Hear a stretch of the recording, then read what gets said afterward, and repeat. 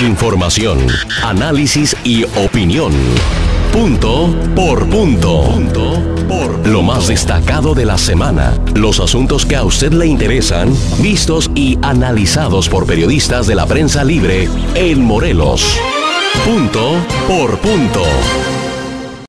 ¿Cómo le va? Les saludo con mucho gusto este domingo 10 de julio del año 2016. Sea usted bienvenido. Vamos a comentar con usted varios temas importantes que tenemos que platicarle. Andrés, te saludo con mucho gusto, amigo. Muchas gracias, Javier. Un saludo a toda la gente que nos hace el favor de vernos. Pues el tema que has planteado para arrancar me parece muy importante. Estamos en julio, agosto, septiembre, octubre y noviembre. De acuerdo con lo que se ha estado comentando, 4 meses le quedan a la administración, o bueno, a Graco Ramírez al frente del gobierno del estado. Tengo entendido que hace varios días tuvo una reunión importante y que se confirma que se va pasando lo que sería el 4º año de su gobierno. Es decir, como tú bien sabes, llegó el 1 de octubre del año 2012 y cada año viene realizando, aunque no es constitucionalmente el informe de gobierno, cada año viene realizando un acto en donde da a conocer los avances, los logros de su administración. Él tiene considerado la realización de 2 eventos importantes. Uno era el Beca Fest, que se llevó a cabo este fin de semana, es el tema de la beca salario, y el otro tema importante en su agenda es precisamente llegada a este 4º año de gobierno. Y tengo entendido que él ya tiene a la persona que lo va a sustituir, ya lo tiene platicado. Había por ahí un secretario que andaba divulgando que ya tenía el aval del gobernador. Un secretario que fue candidato recientemente en el 2015. Candidato, y el gobernador descartó toda posibilidad de que fuera por ahí la sustitución de su mandato. Bueno, el tema que plantea Javier Pineda es muy importante porque en todos los ámbitos de la vida pública de nuestro estado, en el Congreso, en el Poder Ejecutivo, en los partidos políticos, se ha planteado, bueno, el gobernador ya se va a retirar del cargo. Se hablaba de que podría ser candidato del PRD a la presidencia de la República. En días pasados el Universal publica una encuesta donde pues no figura, trae un 1%, pero era uno de los factores que se planteaban para que el titular del Ejecutivo pidiera licencia y se fuera. Otro que nunca lo ha planteado él, ni creo yo alguien cercano a su equipo, que pudiera contender por la presidencia del PRD.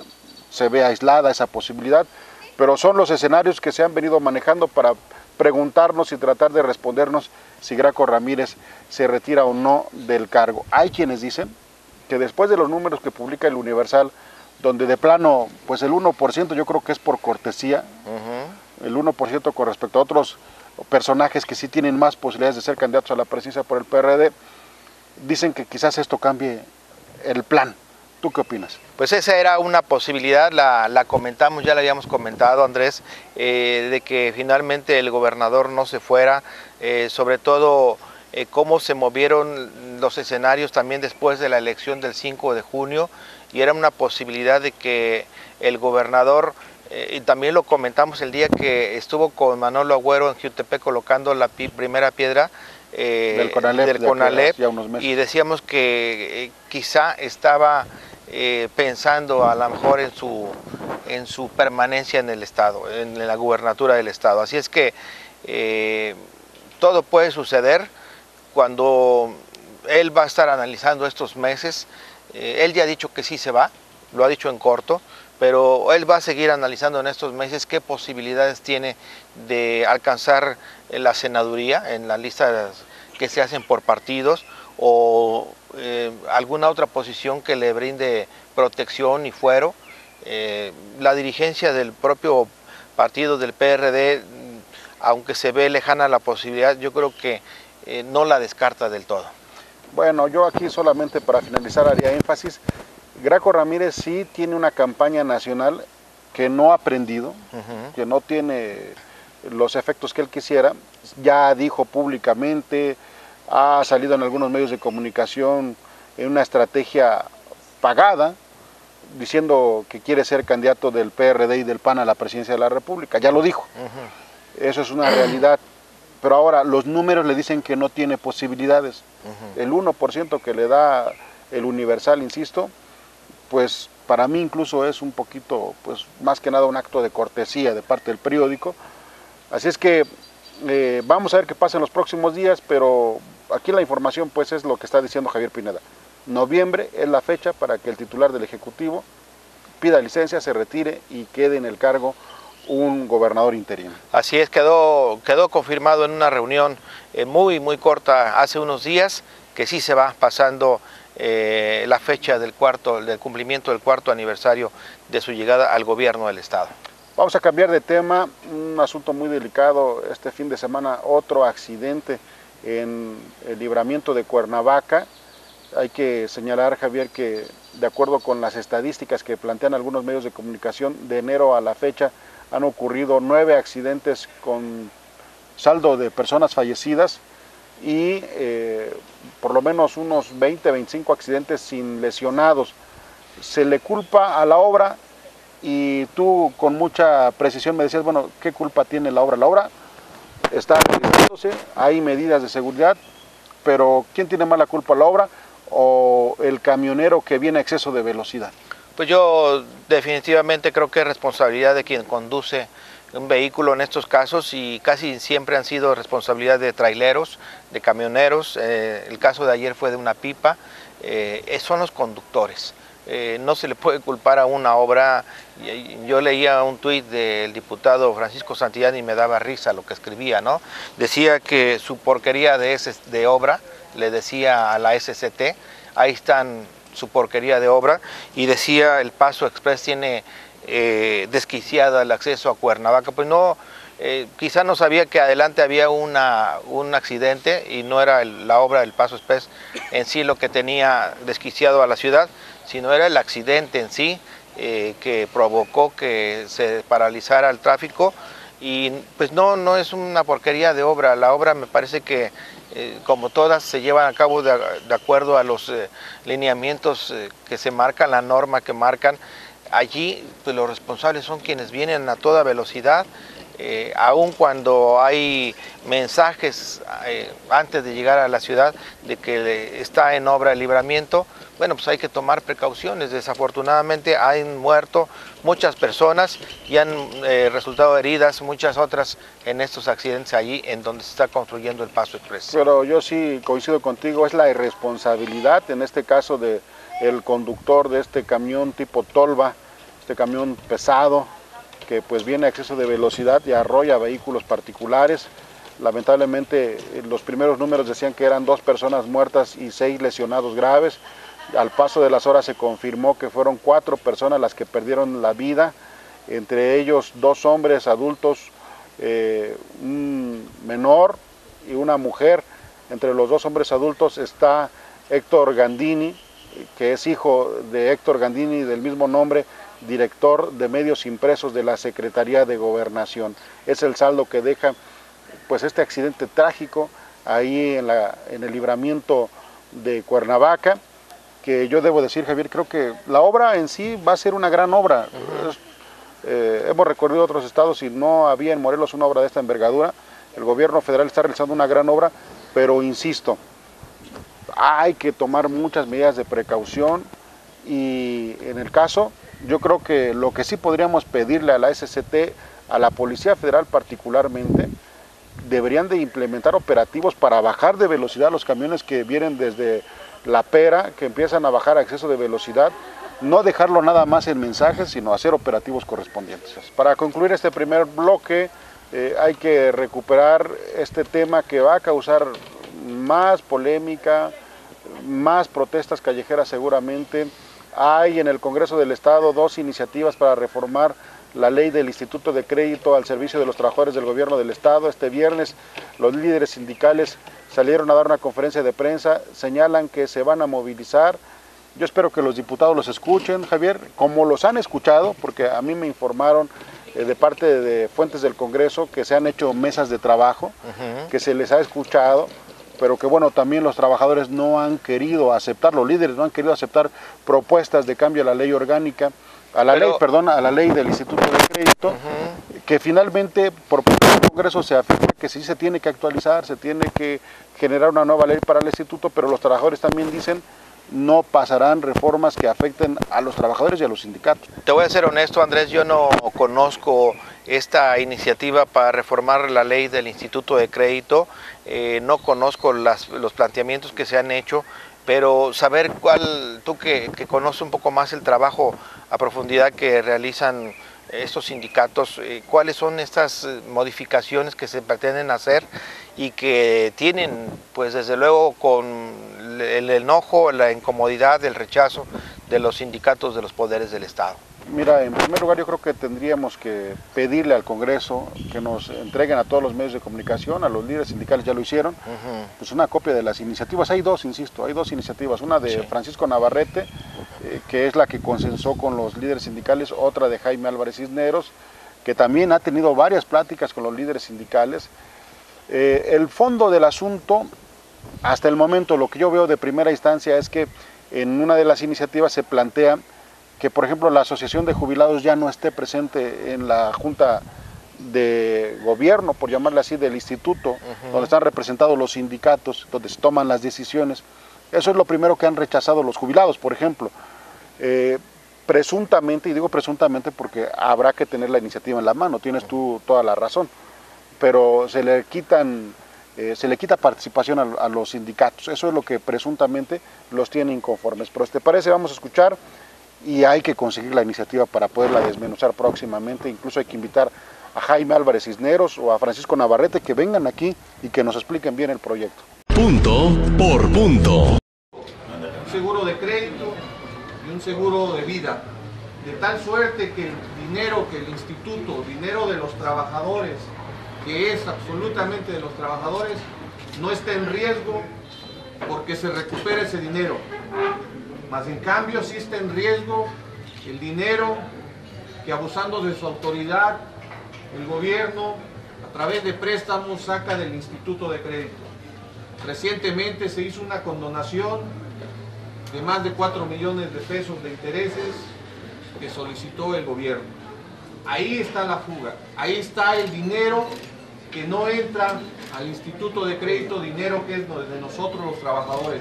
Por eso hoy, esta mañana, en esta rueda de prensa, le agradezco a los secretarios generales de los sindicatos de la coalición, de los ayuntamientos de Cuernavaca y descentralizados, porque vamos a defender el Instituto de Crédito, porque es para los trabajadores, no es para el patrón, ni para que el patrón venga a saquear los intereses y el dinero de los trabajadores. Punto por punto. Pues efectivamente estoy totalmente de acuerdo contigo, Andrés. Sigue abierta la invitación. Este espacio siempre ha sido un espacio abierto para todos, un espacio plural. Pues los diputados Francisco Navarrete, Jaime Álvarez, aquí están abiertas estas puertas, estos micrófonos y estas cámaras para que puedan venir a hablar con mayor profundidad de cuál es la iniciativa que están proponiendo de reformar el Instituto de Crédito para que pues se despejen cualquier duda y cualquier rumor que haya respecto a que si se quiere desaparecer al instituto, que si ya recursos del instituto fueron tomados para cubrir algunas necesidades del gobierno del Estado. Tanta información no confirmada, pues que generan rumores y especulaciones. Yo creo que hay reformas que sí hacen falta al instituto, pero una de ellas, por ejemplo, Javier, sería que siga funcionando como un organismo de crediticio para los trabajadores exclusivamente. No préstamos a gobiernos municipales, no préstamos al gobierno del Estado, nada de eso. Una de reforma de eso sería muy buena. Vamos a ver, yo reitero la invitación que ya has hecho tú también, para que aquí la próxima semana hablemos, ya sea con los líderes sindicales o con los diputados del tema, y podamos profundizar ya con la iniciativa en la mano. Bien, sí, vamos a unos mensajes, Andrés, regresamos, tenemos varias entrevistas, tenemos la entrevista pendiente con el padre Toño, el director y presidente de la Fundación Don Bosco, con el licenciado Mario Caballero, director del patronato de la UAM, y también una entrevista con el líder de la Federación de Trabajadores de Morelos, la CTM, Vinicio Limón. Regresamos. Esto es Punto por Punto. Periodismo plural y oportuno. Regresamos.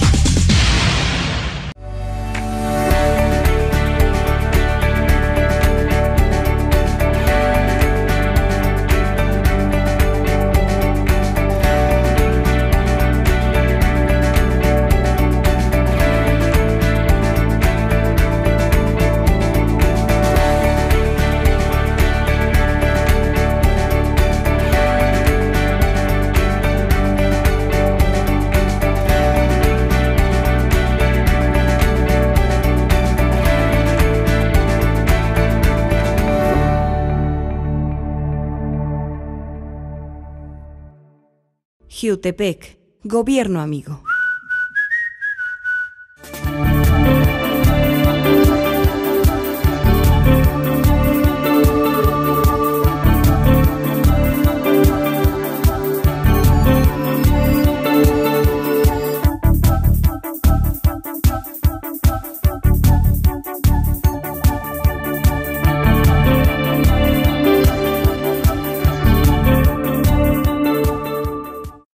Los diputados de Morelos aprobaron la nueva Ley de Justicia Administrativa para el Estado, enmarcada en el Sistema Estatal Anticorrupción. En este rubro, Morelos tenía un rezago de 25 años. Para la 53ª legislatura, modernizar el marco jurídico de los morelenses es su prioridad. Diálogo y compromiso. Congreso del Estado de Morelos.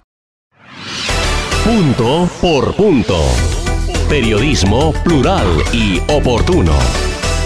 En primer lugar, le agradezco que esté con nosotros y en segundo, lo saludo y le doy la bienvenida a don Antonio Sandoval. Usted lo conoce, director de la Fundación Don Bosco, presidente y director general de la Fundación Don Bosco. Muy bienvenido a Punto por Punto. Muchas gracias y muchas gracias a todos los que nos permiten llegar a sus hogares aquí en Punto por Punto. Nos interesa conversar con él porque, bueno, desde hace muchos años tiene un trabajo social muy importante. Y en estos momentos en que hace falta mayor reflexión, que nos escuchemos más todos, bueno, siempre es importante escuchar a una persona como Antonio Sandoval. Mucha gente lo conoce como el Padre Toño, aunque él ya tiene un tiempo que dejó su ministro. El ministerio, sí. Sí, el ministerio. Sí, hace 1 año 8 meses yo decidí retirarme, aunque entre las opciones de mi vida fueron la de seguir haciendo trabajo social. El trabajo social siempre fue una distinción. Siempre fue, ¿no? Siempre a lo largo de los años, y yo creo que hace más de 30 años, he estado trabajando socialmente con las personas y con las comunidades, particularmente a través de la educación y del desarrollo comunitario. Y eso sigue ahí en la Fundación Don Bosco. Un saludo a todos los jóvenes que nos hemos encontrado en días pasados que hicimos el contacto, nos encontramos con muchos jóvenes con mucho entusiasmo que están estudiando ahí en la Fundación Don Bosco y que fue apenas la clausura de sus estudios. Sí, así es, como muchas escuelas estamos haciendo las clausuras de media superior, más adelante haremos las clausuras de básica, ¿no? Tenemos los 4 planteles donde tenemos preparatoria, Cuernavaca, Tilzapotla, Emiliano Zapata y Popotlán. Y bueno, pues un saludo también a todos los chavos y una palabra de aliento para que sigan adelante en este su camino. Muchos seguramente nos están viendo. Don Bosco la conocemos en Cuernavaca, pero me sorprendió mucho que me hablaba ya de Popotlán, allá en Temoac, así es. De Tilzapotla, en Puente de Ixtla. Ha ido hacia los sectores donde hace más falta. Así es, en realidad hemos estado presentes o estamos presentes en donde la gente nos ha solicitado que estemos. Tenemos la intención de llegar también a Yecapistla y particularmente en la colonia Juan Morales, donde el sueño de esta comunidad es de hace 30 años tener una preparatoria. Y bueno, veremos que las condiciones de posibilidad se den para que podamos estar presentes allí, como hoy lo estamos en Tilza y como lo estamos en Zapata, ¿no? Y por supuesto aquí en Cuernavaca. En Zapata, que tiene unas instalaciones realmente muy de primer nivel.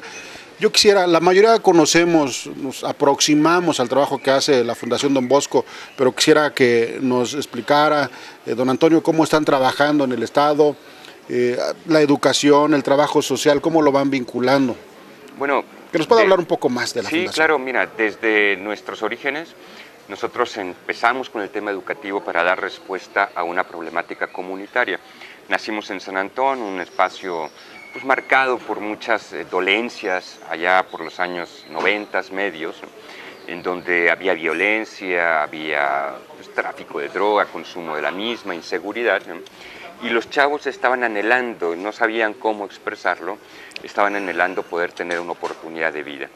Y fue así como nace la Fundación Don Bosco. Por eso es que intentamos no apartarnos de nuestro origen original, nuestro origen primero, que es precisamente el que la educación tiene que servir al proceso comunitario. El Consejo, desde ahí se buscó incidir en la disminución de la incidencia delictiva, en muchos temas. ¿Qué tanto se logró y qué es lo que faltó? Fundamentalmente lo que hicimos, y yo creo que uno de los grandes logros, es la creación de la Ley de Desarrollo Social para el Estado de Morelos. Morelos era una de las últimas entidades para tener ley de desarrollo social. después de que en 2004-2005 había sido aprobada la Ley General de Desarrollo Social. Morelos no tenía ley. Y esa fue una de las primeras encomiendas que se nos hizo. Hicimos una consulta amplia, había 4 iniciativas de ley presentadas por distintos diputados. Hablamos con ellos, hicimos consulta con ciudadanos, con organizaciones, con expertos, con académicos, y finalmente de la mano de todos pudimos presentar la primera iniciativa popular, vamos a decirlo así, que el gobernador además la aderezó con presentarla como preferente. ¿Vincular el desarrollo social a la atención de los problemas fundamentales? Sí, ¿sería? Fundamentalmente, ¿no? Y yo creo que esta ley ahora establece como mecanismos para que se pueda seguir avanzando en este estado en algunas cosas. Por ejemplo, te pongo cuestiones que no existían antes de la creación de la ley. Hoy el Congreso del Estado no puede aprobar un presupuesto menor al del periodo anterior en términos reales, ¿no? Para los temas de desarrollo social, es decir, no puede disminuir el monto aprobado para el presupuesto social, no lo puede disminuir, esto está establecido en la ley. Un segundo elemento es que hoy Morelos cuenta con una comisión estatal de evaluación de la política social, que además está regida por académicos y ciudadanos, ¿no? Que son honorarios y que son los que están evaluando que efectivamente los programas tengan impacto. Pues en otra ocasión podremos ampliar un poco más estos conceptos. Yo, para finalizar, no puedo desaprovechar hablar con don Antonio Sandoval por esta polémica que en Morelos se ha dado. Yo creo que en Morelos tenemos problemas mucho más graves, como es la propia inseguridad, como es la necesidad de crecer económicamente para que todos tengamos mejores ingresos. Pero nos ha dividido, nos ha polarizado en los últimos 15 días el tema del matrimonio gay. ¿Cuál es su punto de vista? Bueno, yo creo que lo que vivimos ahora en estas últimas semanas es precisamente la expresión de este México que es plural, ¿no? En donde no tenemos consenso sobre algunos temas. Y a mí me parece que la posición de cada uno de los grupos, los que están a favor y los que están en contra, son posiciones respetables. También me parece que en medio de la expresión de estas posiciones hay que tener como un alto sentido de responsabilidad para que no generemos ni de un lado ni de otro estas dinámicas de odio, de rechazo que pudieran generarse tanto en un lado como en el otro lado, ¿no? Y en ese sentido la apuesta es a que aprendamos a dirimir nuestras diferencias en la paz, en el diálogo, en la concordia. Yo creo que temas como este lo que necesitan es una amplia consulta que pueda escuchar el sentir de la gente, que pueda tomar pues el pulso de la gente. La consulta como Estado ya no la saltamos, pero ahorita, ¿cómo le podríamos bajar? Quizás un diálogo entre las partes, entre los directivos de las diferentes expresiones. Yo me estoy refiriendo al gobernador del Estado, diputados, al jefe de la Iglesia Católica, que es el obispo, a otros líderes de religiosos. Una serie de mesas de diálogo, de comunicación, ¿podrían darse en este escenario de total división? A mí me parece que el tema de la ley es un tema ya dado, está establecido. Y más allá de los mecanismos o los recursos jurídicos que la parte opositora puede interponer, habrá que dejar que esto avance y transite por los cauces legales, que me parece que es donde tendríamos que estar. Pero sí bajar la intensidad para evitar que abajo entre la gente haya choques, ¿no? Y por otro lado tenemos que lanzar un proceso de diálogo muy amplio en esta sociedad, porque hay muchos otros temas torales que nos están dividiendo y que nos están lastimando. ¿Qué vamos a hacer con el tema de la seguridad, que no es un tema que no avanza? ¿Qué vamos a hacer con el tema del desarrollo económico? ¿Qué vamos a hacer con el tema o cómo vamos a seguir superando las cuestiones que tienen que ver con la pobreza, con la desigualdad en el Estado? ¿Cómo vamos a hacerle para los temas de la implementación de la justicia, para que la justicia sea pronta, expedita y no sea una justicia que se venda al mejor postor? ¿Qué vamos a hacer con estos que son los temas torales pues, de nuestra convivencia? Y ahí, en ese sentido, creo que el mecanismo de una sociedad que quiere dirimir sus conflictos en la paz tiene que ser permanentemente el del diálogo y el encuentro. Me quedo con esas últimas palabras, dirimir nuestros conflictos en la paz, escucharnos. Muchas gracias por estar con nosotros, ha sido un placer. Ustedes, de veras, muchas gracias y gracias a quienes nos permiten llegar hasta sus hogares. Ojalá más seguido estemos aquí conversando de estos temas con esta profundidad. Muchas gracias a Antonio Sandoval. Vamos a mensajes y regresamos con más. Esto es Punto por Punto. Periodismo plural y oportuno. Regresamos.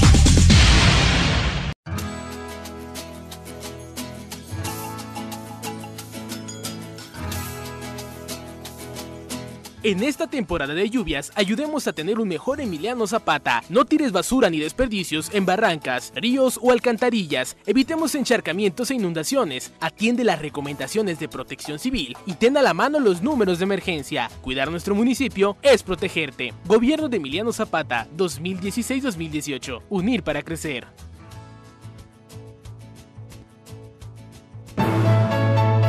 Escuela Superior de Cuautla. Licenciatura en Derecho, licenciatura en Intervención Psicopedagógica, licenciatura en Educación. Incorporadas a la SEP, colegiaturas accesibles. Ven, conócenos y pide informes. Avenida Reforma 131, Cuautla, Morelos. La fórmula de la emoción ha llegado a Nissan Iragorri. Compra hoy y empieza a pagar en mayo. Versa, Tida, March, X-Trail, Altima y Sentra 2016. Pregunta por los planes Credit Nissan que tenemos para ti. Visítanos en los distribuidores Nissan Iragorri en el estado de Morelos y arranca estas vacaciones estrenando. Nissan Innovation that excites. Punto por punto. Periodismo plural y oportuno. Es un gusto conversar con el licenciado Mario Caballero Luna. Él es el director general del patronato de la Universidad Autónoma del Estado. Hoy aquí en la unidad Los Belenes. Andrés, muchas gracias. Con el gusto, a las órdenes. Pues platicar un poco de qué está haciendo el patronato, que ha hecho muchas cosas en estos últimos años, cómo ha cambiado esa dinámica de, bueno, cambiar el gasto corriente por la inversión, por el saneamiento de las finanzas de la propia universidad en algunas áreas clave como estamos aquí en Belén. Sí, Andrés, pues el Consejo Universitario decidió hace 2 años volver a crear un patronato porque en 2008 desapareció, con las modificaciones a la ley orgánica se desapareció el patronato, después se creó una fundación y hace 2 años, en 2013, finales de 2013, decidió el Consejo volver a crear un patronato. Empezamos operaciones en mayo del 2014, con la meta de generar fuentes alternas de financiamiento para la universidad, fortalecer la identidad universitaria y generar un espacio de vinculación hacia la sociedad y hacia sectores sociales. A 2 años podemos decirte que las metas que se planteó el patronato con el rector, con el doctor Vera, se han cumplido. Una fue rehabilitar este espacio, el Centro Universitario Los Belenes por todo el mundo conocido. Es una casa que la universidad posee desde los años 70, que por falta de recursos de mantenimiento se fue cayendo y se deterioró mucho. Hoy Los Belenes está abierto al público, tenemos un restaurante, tenemos cafetería, tenemos spa, tenemos servicio de hotel, tenemos ahorita 10 habitaciones y para fin de año vamos a tener 20 habitaciones, tenemos jardines de eventos, salones para conferencias. Belenes hoy rinde un servicio especial a la universidad, aquí opera el Colegio de Directores, aquí todas las facultades, hay cursos, hay eventos, aquí tenemos la incubadora Emprende UAM, tenemos el Centro de Capacitación y Centro de Reconocimiento de Capacidades, Capacita UAM, y desde aquí, bueno, Belénes ya se convirtió en el ejemplo de lo que sí podemos hacer. Hemos pasado de un déficit que costaba este inmueble 300,000 pesos mensuales a la universidad, hoy nos cuesta 70, 80,000. Y esperamos para fin de año llegar a un punto de equilibrio y que le genere ingreso a la universidad. Ese es el reto. Finalmente, históricamente, todas estas instalaciones pues, han sido mantenidas con recursos de la universidad y hace un rato nos platicábamos sobre la estrategia que se usó para crear por lo menos 8 empresas, decías, ¿verdad? Sí, la idea del doctor Vera es que creáramos empresas universitarias que nos generen recursos, empezando por aprovechar los propios nichos de oportunidad que da la universidad. Estamos dando talleres gratuitos en el Museo de Arte Indígena Contemporáneo que cumple 1 año el próximo 13 de este mes y tenemos ahí un trabajo importantísimo de rescate de tradiciones, de rescate del trabajo de los artesanos de Morelos y de México. Traemos en estos días artesanos de Patamba, Michoacán, de Guerrero, de Olinalá, las guabaneras de Hueyapan. Vamos a traer muestras artesanales de todo el país. Solamente déjame ubicar bien a la gente que nos está escuchando porque este Museo de Arte Popular está en lo que conocíamos todos como la Casa de la Ciencia, allá en Avenida Morelos. Y bueno, de esa enorme casa antigua, abandonada, hoy está uno de los orgullos, digo yo, más importantes de la universidad y de la ciudad de Cuernavaca. Pues mira, personajes de primer nivel nos han visitado y este museo, aunque pequeño en tamaño, no le pide nada a ningún museo de Europa. Tiene un inmueble histórico, ahí fue sede de la Santa Inquisición, ahí fue la primer casa de maternidad, ahí fue cárcel en ese lugar, ahí era parte de lo que son los espacios del Jardín Borda, del señor Borda y de su mujer, ahí fue parte de la sede de la emperatriz Carlota. Tiene una historia impresionante y vale la pena visitarlo. Yo pocas terrazas conozco como esa que tengan una vista al Jardín Borda, a la iglesia, hermosa, en la ciudad, y pueden acudir al restaurante que tenemos ahí. Tenemos una colección de arte única en el país, 280 piezas de 12 etnias del país, que ya ha estado en Canadá, en Estados Unidos, se ha viajado y que es un orgullo ese museo. Tenemos una aplicación tecnológica donde tú llegas, bajas tu aplicación y tu celular y te va dando la historia de las piezas, el video, quiénes son los artesanos, todo. Es como un guía en tu teléfono.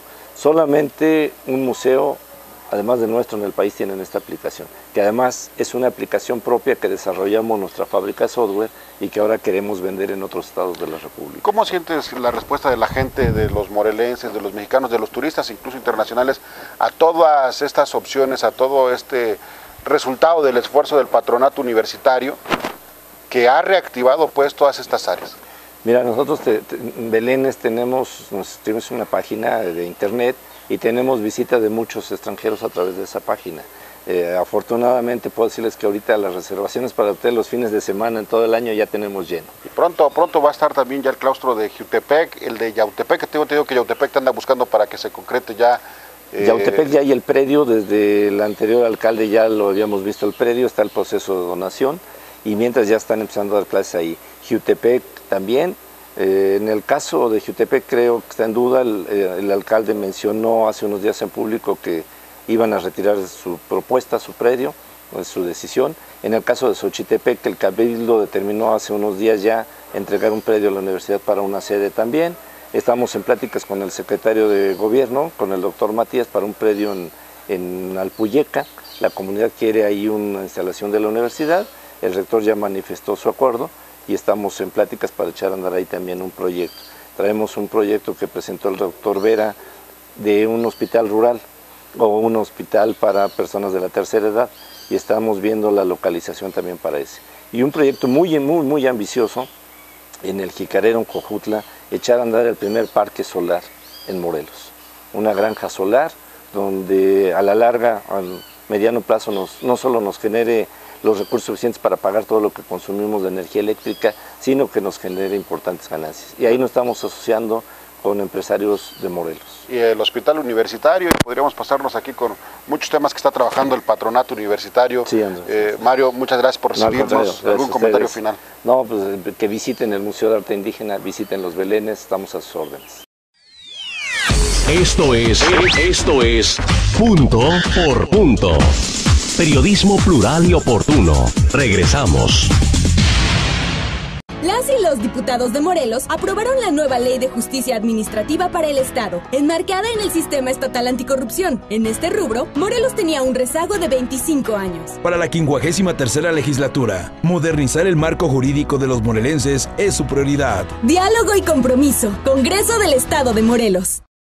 Porque tenemos las mejores promociones esta primavera. Sentra 2016. Llévatelo con tasa 0%, a un plazo de 24 meses y 35% de enganche, o mensualidades bajas. Tú decides. Nissan Sentra, el auto que combina contigo. Haz tu prueba de manejo con los distribuidores Nissan Iragorri, en el estado de Morelos. Nissan, Innovation that excites. No, pues la verdad es mucho el beneficio que nos ha traído tanto a madres como a padres de familia, a los niños, porque anteriormente tenía que realizar sus actividades allá en el sol o aquí.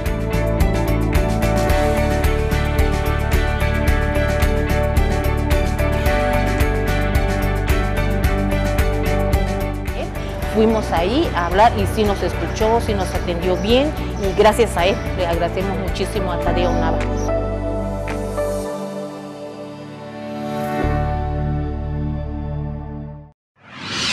Punto por Punto. Periodismo plural y oportuno. Vamos a conversar con el líder de la Confederación de Trabajadores de México en nuestro estado, con Vinicio Limón Rivera, a quien saludo con mucho gusto. Vinicio. Me da gusto saludarte, Andrés. Aquí estamos a tus órdenes. Pues hay varios temas esta semana que han ocurrido a nivel nacional y estatal que impactan necesariamente en el estado. Yo quisiera que conversemos un poco del tema de los energéticos, del petróleo, cómo impacta el alza de la gasolina, que no es mucho, pero finalmente la gente se queja. Y dos, si hay un morelense que ha platicado alguna vez con el que será el próximo presidente del PRI, Enrique Ochoa, por tu posición en el sindicato electricista, pues eres tú. Pues sí, indudablemente que sí. Sí, mira, quisiera yo primero abordar el tema de los energéticos. El tema del incremento de los energéticos es un tema meramente de carácter internacional. ¿Por qué? ¿Qué es lo que está pasando? Porque los precios del crudo, el barril, se incrementó el precio, subió el precio del petróleo y esto impactó, pero aparte tenemos el problema del Brexit y el problema de la salida de Inglaterra de la Comunidad Europea, que esto tiene una repercusión económica en todo el mundo, pero aparte el incremento del dólar. Entonces, recordemos que todas las gasolinas nosotros las compramos en el extranjero, que no las producimos en México. Se pagan en dólares. Se pagan en dólares. Luego entonces, las políticas públicas del gobierno federal y la Secretaría de Hacienda particularmente no pueden amortizar todo el incremento y estas tasas que ellos manejan al subir el precio del gas, al subir el precio de la gasolina y al subir el precio de los energéticos, indudablemente que repercute en las tasas internacionales. Entonces esto Hacienda no lo puede controlar y tiene que elevarlo porque si no tendría que irse sobre el gasto público, o sea, sobre el presupuesto del gobierno federal. En donde ya hubo un recorte, de hecho. Entonces, además debemos recordar que en esta temporada es cuando hay mayor demanda de gasolina por los vacacionistas. Y al haber mayor demanda entre oferta y demanda sube el precio. Pero esto no quiere decir que el gobierno federal no pueda regularlo o frenarlo.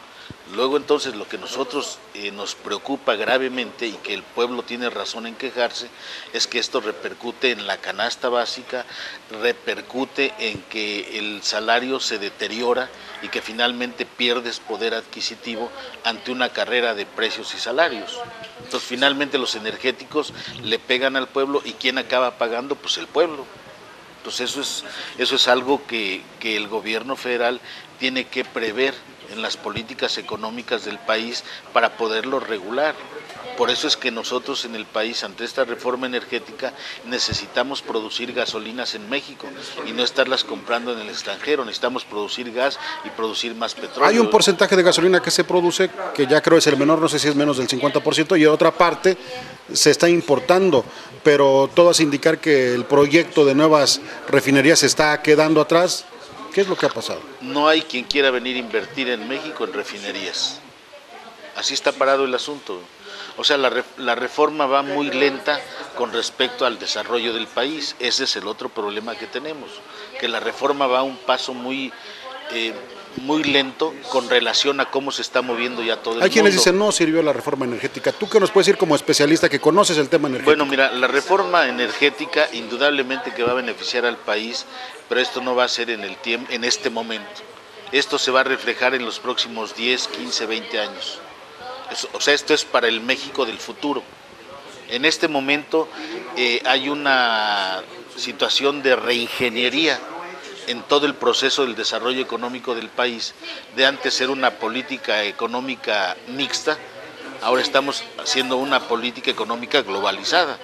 Entonces, esa transición se lleva varios años y precisamente lo que estamos viviendo es esa situación de desempleo, de que no vemos que la reforma energética tenga resultados, porque no se pueden ver en un solo momento.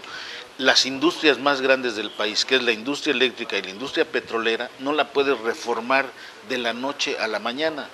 Petróleos para construirse se llevó 50, 60, 70 años, Comisión Federal el mismo tiempo. ¿En cuánto tiempo tú crees que vas a modernizar esas estructuras económicas? Pues mínimo necesitas 10 años. ¿Cómo impactará en Morelos esta nueva dirigencia? Yo sé que tú, por los diferentes problemas que ha tenido el partido, te alejaste de la militancia priista. Actualmente estás encabezando un movimiento social apartidista, pero ¿cómo puede impactar Enrique Ochoa en la reestructuración del PRI Morelos, donde hablabas de cuotas de poder, de grupos, y bueno, pues no es ajeno el estado de Morelos a todo lo que pasa a nivel nacional? Claro, mira, creo que el priismo en Morelos tienen que entender que fundamentalmente para poder lograr cualquier proceso electoral es generar cohesión y generar unidad. Unidad que yo no veo por los actores políticos. El problema no es el partido, son los actores políticos que están dentro del partido. Si ellos no cambian su actitud sectaria, su actitud de grupo, su actitud de ser tribus, pues indudablemente que el PRI cada vez va a seguir peor en Morelos. Entonces yo estoy alejado de quienes están manejando el PRI y estoy alejado de ellos porque hay un rechazo y hay un hartazgo a las políticas que se han hecho en los últimos 20 años en Morelos con respecto a los priistas morelenses. El partido es otra cosa. El partido viene en una etapa de renovación. De renovación. Ya muchos han levantado la mano. Claro, y que la sigan levantando. El problema es que no se trata de que quién quiera ser, sino quién puede ser el único actor que pueda unir a todo el priismo. Esa es la pregunta. No quién quiera ser, pues de que quieren, todos quieren. Y todos quieren llevar agua nada más para su molino. No, aquí de lo que se trata es quién puede ser el que pueda unir a todo el priismo. E indudablemente que el doctor Enrique Ochoa, llegando a la presidencia del partido, Morelos será un tema con el cual él tiene mucho conocimiento de qué es lo que ha estado ocurriendo en Morelos con relación al tema del partido. Entonces, creo que hay que dejar que llegue él a la presidencia del partido, que sea el Consejo Político Nacional el que lo elija y que después de esa circunstancia veamos qué es lo que va a ocurrir en Morelos. Pero aquí el problema de Morelos no es el partido, son los priistas de Morelos, ese es el problema. Es donde va a ser difícil conciliar. O sea, y hablo de los priistas, de los que quieren a como dé lugar apoderarse del partido y no entienden que un partido está conformado por organizaciones, por sectores, por ciudadanos, por grupos, por estructuras. O sea, ellos piensan que el partido nada más es de ellos, de sus cuates y de sus compadres y de sus amigos, y eso es lo que han hecho en los últimos 20 años. Entonces el problema no es el partido, el problema son los priistas que conforman el partido. Yo, para finalizar, le preguntaría a Vinicio Limón, en su calidad de dirigente de un sector muy importante como es el sector de los trabajadores, ¿cómo se está viendo la problemática en que se ha vuelto inmerso el estado de Morelos por temas de inseguridad que no se han resuelto desafortunadamente? Recientemente el tema del matrimonio gay que polarizó a la sociedad, y ya todos pensando en el 2018, pero con muchos problemas para el Estado. Mira, el tema es que Morelos está dividido en una serie de corrientes ideológicas y corrientes políticas en donde todo han sido puros desencuentros. No ha existido un líder mayor en Morelos donde pueda conjugar todas las fuerzas y poderle dar una dirección al Estado. Ese es el problema, que no hay un liderazgo real, el Estado está dividido y pulverizado. Por eso es que es muy difícil poder darle una dirección política a Morelos, porque tú tienes que... Yo te pongo el ejemplo de esto, del tema de los gays. Bueno, alguien tiene que conciliar con los que quieren y con los que no quieren y darle la razón a quien le asista. Hay razones de derechos humanos, hay razones constitucionales y hay cerrazones, pero si tú no abres el diálogo no puedes demostrar quién tiene la razón y quién no tiene la razón, que es el mismo caso del magisterio a nivel nacional. Es decir, cuando no hay acuerdo y no hay diálogo, pues hay enfrentamiento, y eso es lo que ha ocurrido. Hemos visto esta semana que el caso Oaxaca, el caso Chiapas, empieza a repercutir también en movilizaciones aquí en Morelos. Porque son choques donde los interlocutores sociales no están actuando. Mira, el Estado, ¿sabes qué hizo? Hablo del Estado en general, no de Morelos, del Estado país, Estado gobernantes, niveles de gobierno. Ellos piensan que los interlocutores sociales ya no existen. Tú si quieres arreglar un problema tienes que reunirte con los líderes que mueven a esos grupos, a esos movimientos, conciliar, acordar, pero ese diálogo no se da porque los señores siempre están ocupados pensando en otras cosas o en sus negocios. Ese es el problema de Morelos, ese es el problema del país. Siéntate a dialogar con la gente que está en conflicto. Si tiene la razón, se la das. Hay leyes. Si no se exhibe efectivamente también el tema legal, cómo están las cosas. Claro, o sea, tú no puedes pedir, te pongo un ejemplo, tú no puedes pedir que la ley se ejerza cuando tú mismo estás violentando la ley como autoridad. Es decir, ¿por qué? Yo te pregunto, ¿desde hace cuántos años se están tomando las carreteras en este país? Desde el 2000 se empezaron a tomar las carreteras. El gobierno federal puso un alto a esa gente para que no tomaran las carreteras en base a una violación constitucional, que es el derecho de vía, que es un derecho constitucional. Es una violación a la Constitución. ¿Y quién permitió que se violara la Constitución? El Estado, y ahora quieren frenar algo que ya se hizo una costumbre y un hábito en este país. ¿Cómo lo vas a frenar? Bueno, ya hablabas del diálogo, es la única solución que le queda. Es el diálogo, pero también se ejerce el diálogo, se ejerce la ley, se ejerce el derecho, y mira, tenemos que recurrir a la Constitución. Y parece que las autoridades no entienden que existe una Constitución. Entonces, todo mundo lo hace el problema político y lo hace laxo. Y al hacerlo laxo, lo hacen para quien conviene. Entonces es el problema de politizar algo. Y tú no tienes por qué politizar algo cuando está en la Constitución, punto. Ministro Limón, muchas gracias. Me gusta saludarte. ¿Algún mensaje final a la gente que nos hizo el favor de vernos esta noche? Pues solamente que conozcamos la Constitución para que veamos cuáles son los derechos que tenemos los mexicanos y cuáles son las obligaciones y cómo tenemos que actuar. La Constitución es la única brújula que hay en este país para darle gobernabilidad. Mensajes, volvemos. Esto es Punto por Punto. Periodismo plural y oportuno. Regresamos. Jiutepec, Gobierno Amigo.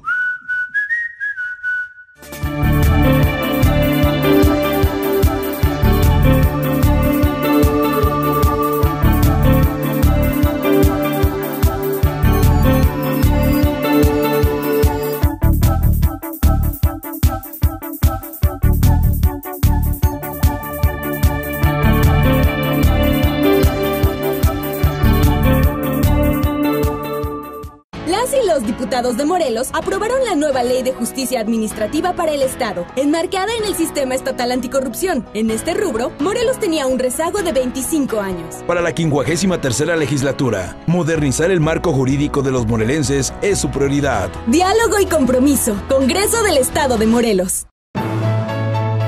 Escuela Superior de Cuautla. Licenciatura en Derecho, licenciatura en Intervención Psicopedagógica, licenciatura en Educación. Incorporadas a la SEP, colegiaturas accesibles. Ven, conócenos y pide informes. Avenida Reforma 131, Cuautla, Morelos.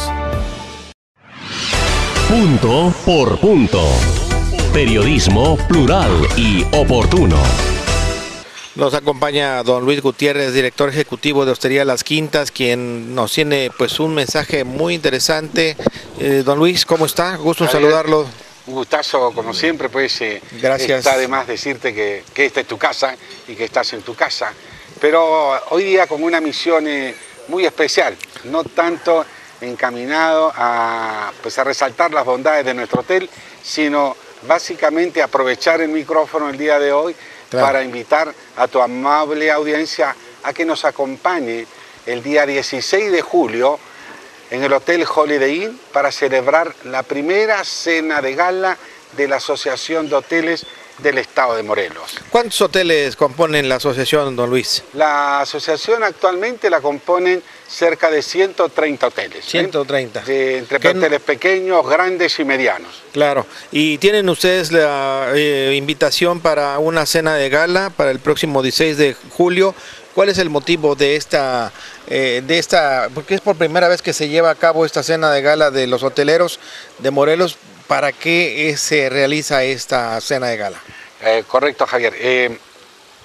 Esta cena de gala tiene por finalidad, por primera vez, el reunir a toda la familia hotelera en una fiesta donde por primera vez vamos a tener la oportunidad de compartir, de disfrutar de la calidad de nuestros chefs, por ejemplo, con una cena menú de 4 tiempos, donde participan los chefs de Hacienda de Cortés, de Holiday Inn, de Camino Real y por supuesto de Hostería Las Quintas.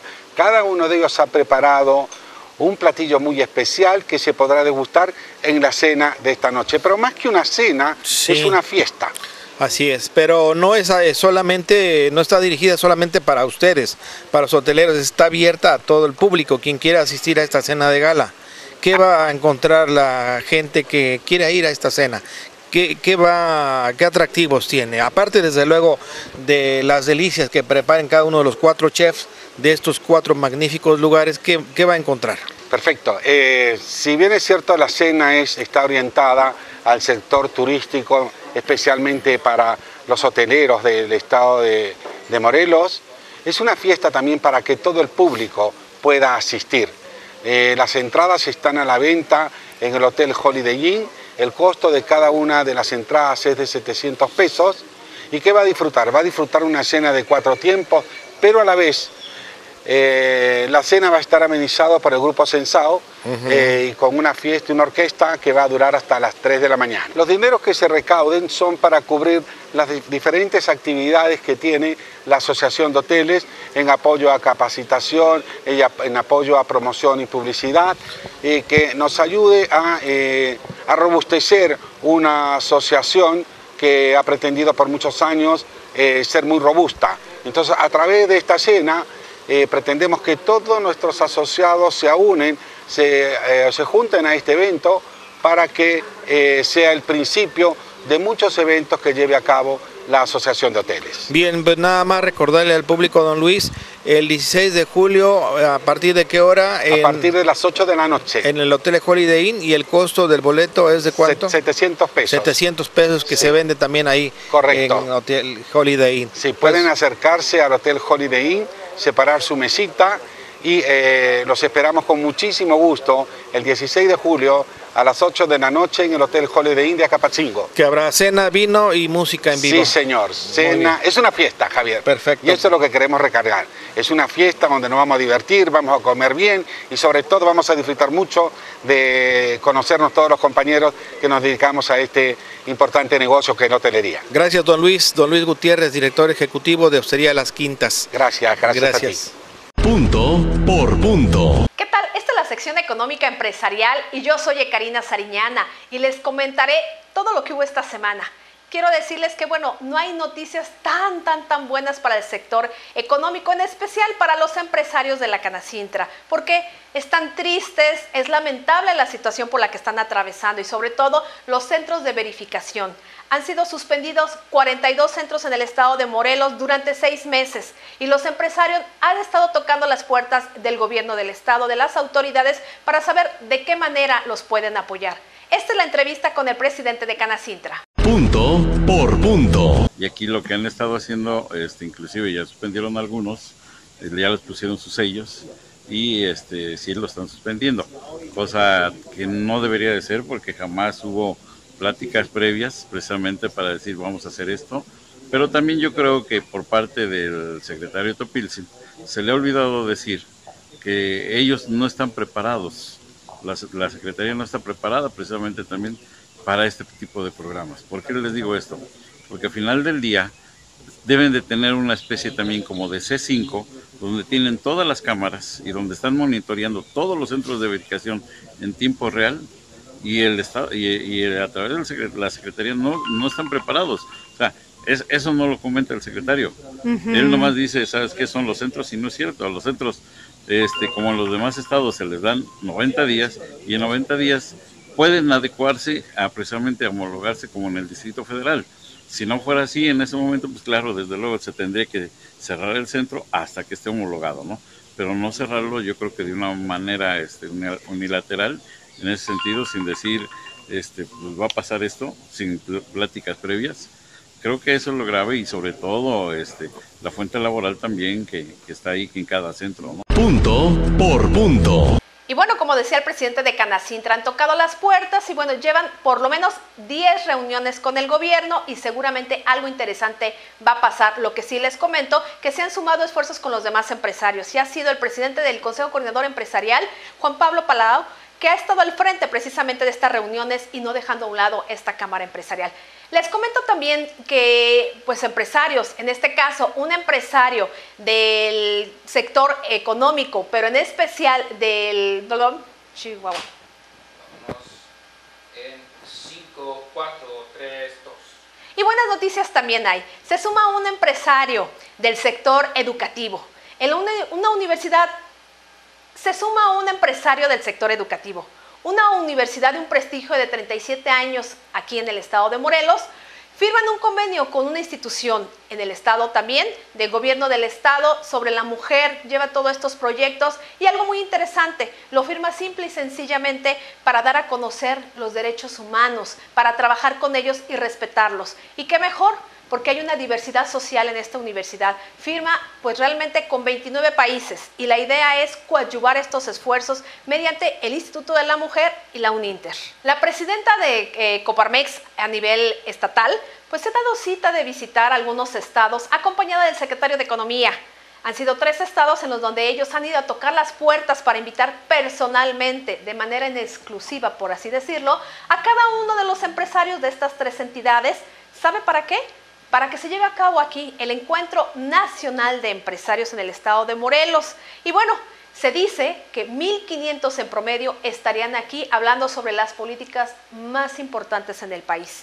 Sin embargo, hay que precisar que el presidente nacional de Coparmex tiene otro punto de vista, por lo menos en el tema de transparencia. Soy Karina Sariñana, muchas gracias y hasta la próxima.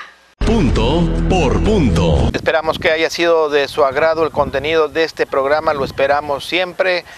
Sus comentarios, sus críticas, sus opiniones en nuestro correo electrónico puntoporpunto.tv@gmail.com y también en nuestras cuentas personales de Facebook y de Twitter, Andrés Lagunas en Facebook y en el Twitter igual. Así es. Y en mío personal Javier Pineda en Facebook, en Twitter Javier Pineda TV y desde luego nuestra cuenta de Facebook punto por punto TV, la cuenta del Twitter desafortunadamente sigue bloqueada. Así es, nos la hackearon, pero ya va a estar en servicio esta semana. Gracias por su atención, buenas noches. Información, análisis y opinión. Punto por punto. Lo más destacado de la semana. Los asuntos que a usted le interesan, vistos y analizados por periodistas de la prensa libre en Morelos. Punto por punto.